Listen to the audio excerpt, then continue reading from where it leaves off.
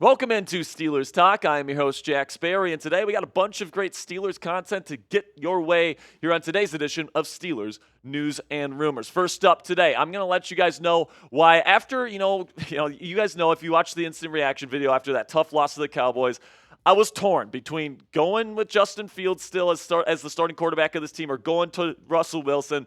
I thought it over. I watched the film. And right now, I'm still feeling like Justin Fields should be the starter. At the top of the show, I'll let you guys know why. Then we'll get into the latest Steelers wide receiver trade rumors. Davante Adams, plus there's a new name that surfaced over the weekend that's quite interesting to me. Then we'll finish up the show with what the heck is going on with George Pickens. Could he be traded? What's going on with him? I'm going to let you guys know the very latest right here on Steelers Talk, so make sure you guys stick around to the end of today's show. But get us started here down there in the comments section by letting me know what your panic level is right now after two straight losses against two teams I think most of us would consider worst football teams in the Pittsburgh Steelers. Those are two very winnable games that you just handed to your opponent. So let me know what you guys think. What's your panic level right now on a scale of 0, meaning not panicked whatsoever, to 10, meaning the season is freaking over? Okay, now let's get to this first topic here. And listen, man, when it comes to Russell Wilson, you guys know if you've been watching the show, I advocated for the Steelers to make him their starting quarterback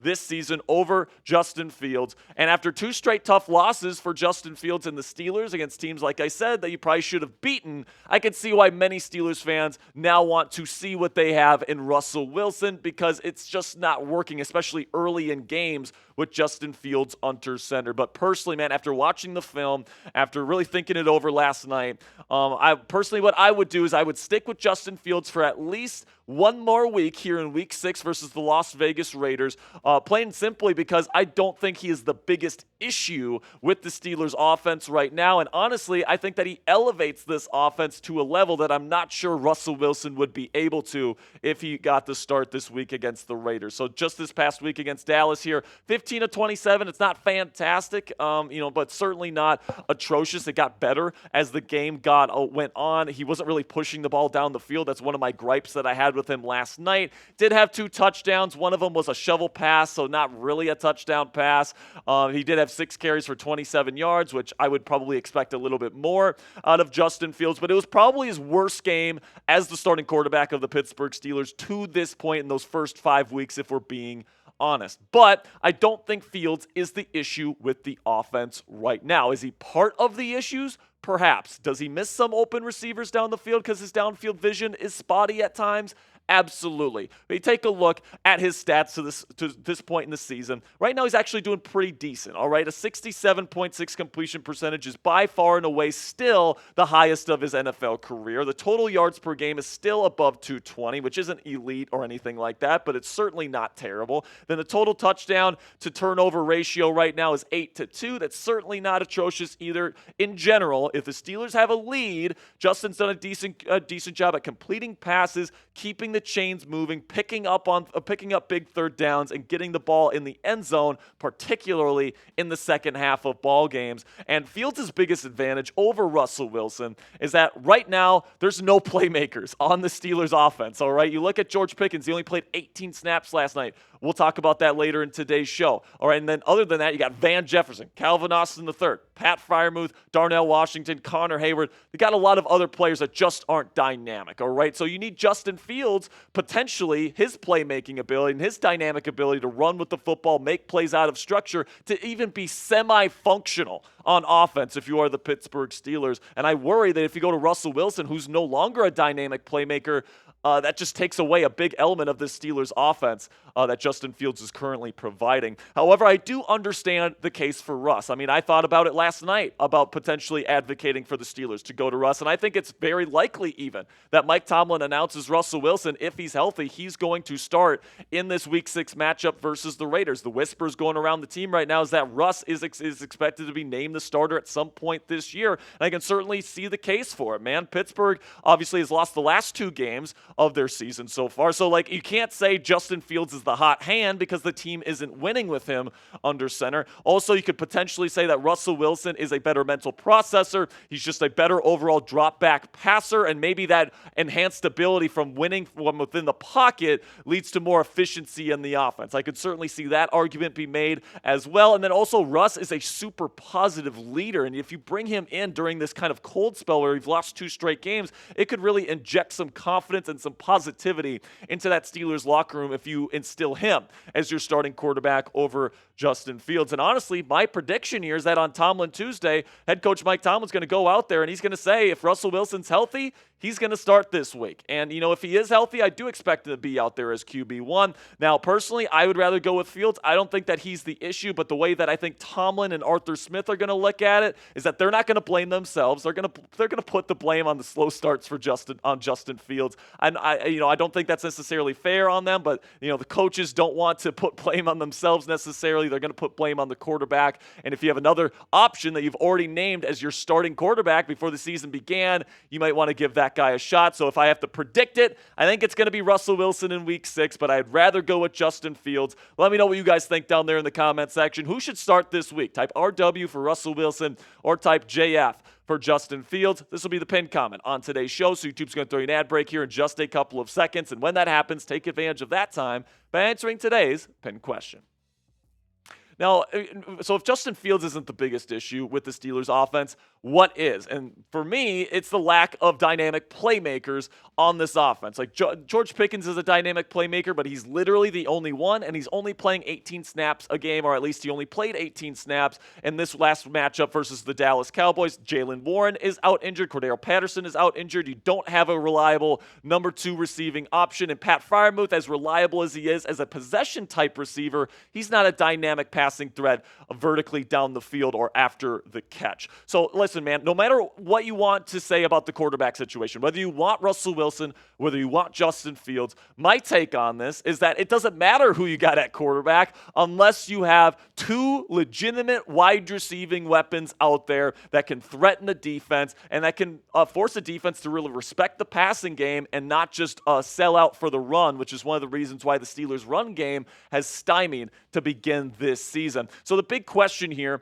is that could the Steelers potentially land that number 2 receiving option in Davante Adams in a trade this week? Now, I think it's possible, and we've talked about Davante quite a bit on the show over the last week, but Jerry Dulac was kind of a wet blanket yesterday coming out here with this tweet saying the Steelers have inquired with the Raiders about wide receiver Davante Adams per sources, but there are many questions to be resolved. Chief among them, does he want to come here, talking about come to Pittsburgh, and be willing to redo his massive contract? Adams said he prefers the Jets and Saints because of his former quarterbacks. And today, Jordan Schultz gives us this update here. The Raiders' preference as an organization is to get a Davante Adams trade done, quote-unquote, sooner rather than later per multiple sources, but the Raiders aren't going to do just any deal, and their preference has been not to take on any of the remaining money on Adams' contract. Expect things to ramp up this week. Now, what I'm really hoping didn't happen is that Davante Adams sat down with his family to watch Sunday Night Football last night, if he stayed up past the weather delay, watch that Steelers offense be as embarrassing as it was, especially in the first half, and say, do I really want to go there and then rework my contract to spend 2+ years of my career while I'm aging in Pittsburgh? Is that the offense I want to be in here? I mean, if I were him, I would at least be thinking maybe not, especially if I have an opportunity to go play with Derek Carr and the Saints or Aaron Rodgers and the New York Jets. I certainly think it's still possible that Adams becomes a Pittsburgh Steeler, but after last night's performance, it wouldn't shock me if he says, I'm not going to Pittsburgh. I'm not playing in that offense with Justin Fields. I just don't think that Adams is probably going to be a Steeler. I think it's most likely going to be a Jet, a Saint, a Bill. Is it still possible he becomes a Steeler? Absolutely. But right now, I'd probably guess more likely not than 4. So another possibility that's on the table right now is Romeo Doubs, 24, big receiver from the Green Bay Packers who skipped practice last week towards the end of the week and was suspended by the Green Bay Packers. Some people think he could be on the move. I'll let you guys know whether I think that's a good idea here in just a second. But first, let's have a word from our sponsor here at Game Time, which is the fastest and easiest way to buy tickets for the sports, music, comedy, and theater in your area. And folks, we all know that experiencing a sporting event, especially a football game live, is unlike anything you can get get from watching the game on your couch. Game Time Picks filters out the fluff to show you only incredible deals on great seats so you don't have to waste time searching through thousands of tickets. And what I love about using the Game Time app is you get the lowest price guarantee on any ticket to any event, all-in pricing so you don't get slapped with crazy fees at checkout, and flash deals so you can get even cheaper tickets the closer you wait to game time. Take the guesswork out of buying tickets with Game Time today. Download the Game Time app, create an account, and use code CHATSPORTS. That's one word, all caps, CHATSPORTS, for $20 off your first purchase. Terms apply. Again, create an account and redeem code CHATSPORTS for $20 off. Again, terms do apply just for that first purchase. Download Game Time today. What time is it? Game time. Shifting our attention now to Romeo Doubs out of Nevada here. Bill Huber, who is a reporter for the Green Bay Packers, said the Packers have suspended receiver Romeo Doubs for skipping practices Thursday and Friday. He did not play this last week's game against the Los Angeles Rams. But then Jeremy Fowler provided an update today. Apparently he met with the Green Bay Packers and things went, quote-unquote, went well. So take that potentially with a grain of salt here. Maybe Doubs and the Steelers have figured, and the Packers, I should say, have figured things out. But this is a very intriguing name to me, man, because he is a younger receiver, 24 years of age. He does bring the size that Arthur Smith typically likes in a receiver at 6'2", 204 pounds. The Packers really do rely. It's a Shanahan-style offense, man, so you really have to be able to run block as a wide receiver in that offense. So I think that he could fit in well here in Pittsburgh in terms of that role. And also, apparently the main gripe that he had with Green Bay is that he wasn't getting the ball enough here in Pittsburgh. That would not be an issue, or at least it shouldn't, with the lack of receiving talent currently here in Pittsburgh. To this point, he's had 12 catches for 169 yards. There, on film, he has been open at times, and Malik Willis and Jordan Love have missed him, which is probably leading to some of the frustrations. And then last year, he had a pretty darn good season, man. 59 catches, just under 700 yards, and then 8 touchdowns. He's a good red zone threat because of his size. He also had no drops last year. So, like, this guy is a very, very reliable hands. He's a decent route runner. Maybe not a number one type receiver, but, man, a very reliable number two, and the Steelers could certainly use that. That's why I'd take him in a heartbeat. Would I rather have Davante Adams? Hell yeah. Would I rather have DeAndre Hopkins? Definitely. But, you know, if I'm at this point, I just want a decent number two receiver here in Pittsburgh, plain and simply. And, you know, if you can get him for a decent price here, I mean, I think you could probably get him for something similar to like the Jahan Dotson deal that the Washington Commanders got from the Philadelphia Eagles, something like this, where you get Doubs and a fourth round pick in 2025, and you give up the third rounder to the Green Bay Packers. I mean, if you're really desperate for a legit starting receiver, this might be a price that Omar Khan's willing to pay, especially if we get closer to the deadline and Doubs is still not getting the football in that Packers offense. So let me know what you guys think down there in the comment section. Would you accept this trade if you were Steelers GM Omar Khan? Type A for accept or type D for decline.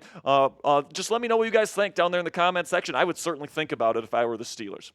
All right, so now let's talk about George Pickens here, because we talk about Davante, we talk about DeAndre Hopkins, we talk about Romeo Doubs. I mean, George Pickens, I mean, to be frank, it was an embarrassing performance last night versus the Dallas Cowboys. 2 catches, not many yards, obviously no touchdowns, but the snap count is really what grabs your eye.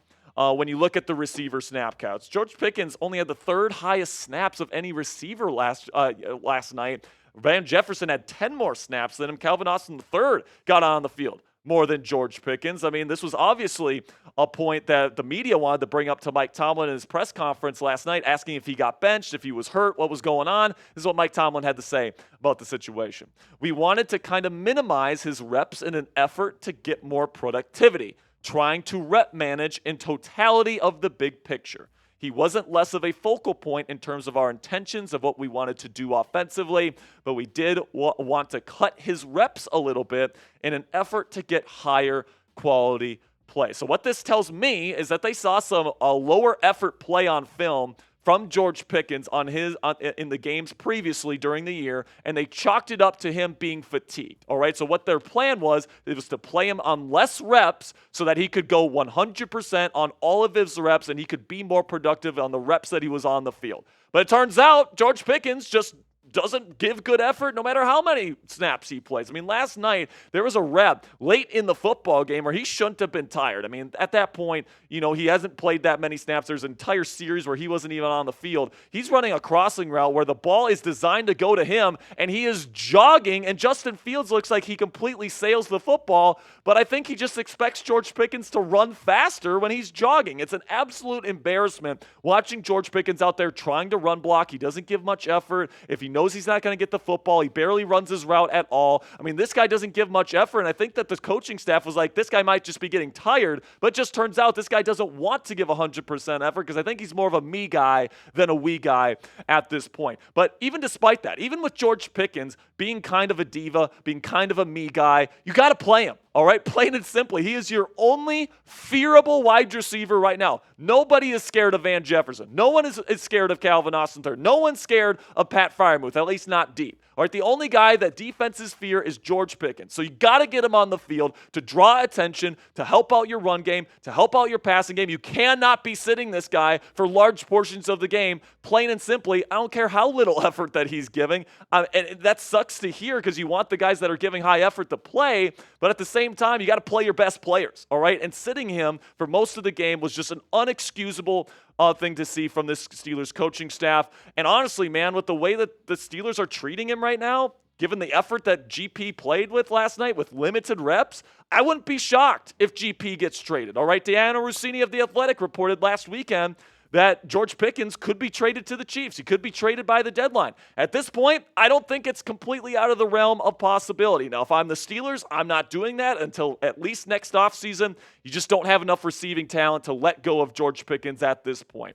But listen, man, it definitely seems like Pickens is more of a hostage than a volunteer at this point, and I know how much Mike Tomlin hates those types of players in his locker room. Also, if we want to talk about receiving problems here, what the hell is going on with Roman Wilson? I mean, why does this guy not have a helmet? I mean, right now, you are desperate for offensive playmakers on this Steelers offense, and yet 3 weeks, supposedly healthy, Roman Wilson doesn't get a helmet and he doesn't see the field. I mean, you take a look at his profile here. He drafted him in the 3rd round this year. Very high draft pick, day 2 draft pick, right? He injures his ankle the first padded practice in Latrobe. Sure, he maybe has to get on a moving bus a little bit here, I think is or moving train, whatever euphemism that Mike Tomlin used here, but 3 weeks? I mean, seriously, you're still sitting this guy? Healthy scratches for 3 straight games when you got guys like Van Jefferson, Scotty Miller, and Calvin Austin III getting on the field? I mean, it's just absolutely ridiculous, and something's up here, man. Like, you just don't sit day 2 draft picks if you are desperate for offensive playmakers,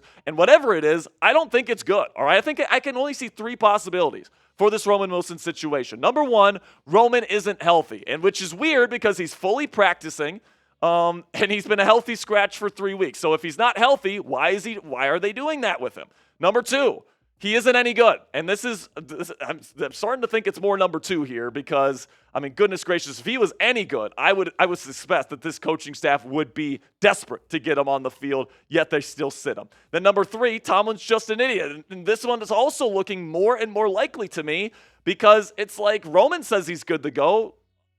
Van Jefferson and Calvin Austin III really aren't giving you anything, so why not give Roman Wilson a shot, right? So it just completely boggles my mind, this entire situation. I think whatever the answer is, it's not going to be good for the Pittsburgh Steelers, and I could seriously see this situation being all 3, and I don't know which one it is, and I'm just worried that it's going to end up being bad for Roman Wilson and his career moving forward. So that'll be at the end of today's News and Rumors segment. I know it's a little bit of a longer one today, guys. Lots to talk about after such a heartbreaking loss to the Dallas Cowboys last night, but if you made it to the end today, I want to show my appreciation for you guys. Type real one in the comments for me if you haven't already, so I can show you some love down there in the comment section. That'll be it for today's show. I'm your host, Jack Sperry. This has been Steelers Talk, and until next time, guys, here we go, Steelers.